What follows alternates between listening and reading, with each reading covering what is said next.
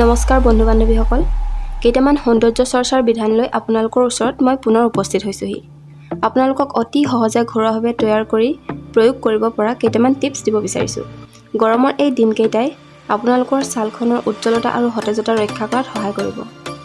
মোৰ চেনেলটোত আপুনি যদি নতুন তেনেহ'লে ছাবস্ক্ৰাইব কৰি ল'বলৈ নাপাহৰিব। আজি আমি কেইটামান ফেচ পেক ঘৰুৱাভাৱে কেনেকৈ তৈয়াৰ কৰিম তাৰ বিষয়ে আলোচনা কৰিম। প্ৰথমে অমিতা দুখৰৰ বাকলি আৰু গুটিসমূহ গুচাই ল'ব। তাৰপিছত অমিতা দুখৰ ফেটি লৈ বেচন, গাখীৰ আৰু হালধিৰ সৈতে মিশ্ৰণ কৰি এটা পেষ্ট বনাই লওক। এই পেষ্ট মুখমণ্ডলত লগাওক। প্ৰায় 15-20 মিনিটৰ পিছত মুখমণ্ডল ধুই পেলাওক।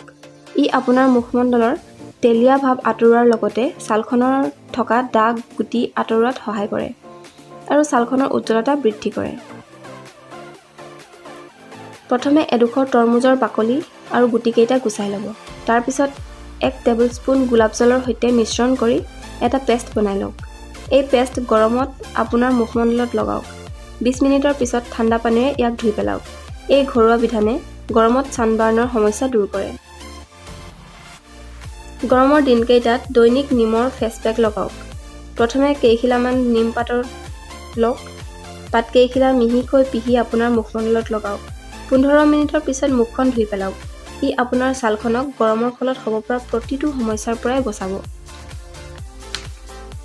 প্ৰথমে 1 টেবুলস্পুন মৌৰ সৈতে আধা চাহ চামুচ হালধিৰ গুড়ি মিশ্ৰণ কৰি এটা পেষ্ট বনাই লওক। পেষ্টটো আপোনাৰ মুখমণ্ডলত লগাওক। 20 মিনিটৰ পিছত ইয়াক ঠাণ্ডা পানীৰে ধুই পেলাওক। এই ঘৰুৱা বিধানে আপোনাৰ ছালখনৰ উজ্জ্বলতা বৃদ্ধি কৰাৰ লগতে টনিঙৰ সমস্যাও দূৰ কৰে। প্ৰথমে 1 টেবুল চামুচ চন্দন পাউডাৰৰ সৈতে 1 টেবুল চামুচ গোলাপ জলৰ মিশ্ৰণ কৰি এটা পেষ্ট বনাই লওক। চন্দন পাউডাৰ দোকানত কিনিবলৈ পোৱা যায়েই। এই পেষ্ট মুখমণ্ডলত লগাওক আৰু 15 মিনিটৰ পিছত ঠাণ্ডা পানীৰে ধুই পেলাওক।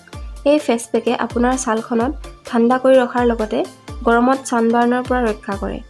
এই পেক আপুনি সপ্তাহত 2-3 বাৰ ব্যৱহাৰ কৰিব পাৰে। আপোনালোকে মোৰ এই টিপছ কেইটা ব্যৱহাৰ কৰি কেনেকুৱা পালে কমেণ্ট কৰি জনাবলৈ নাপাহৰিব।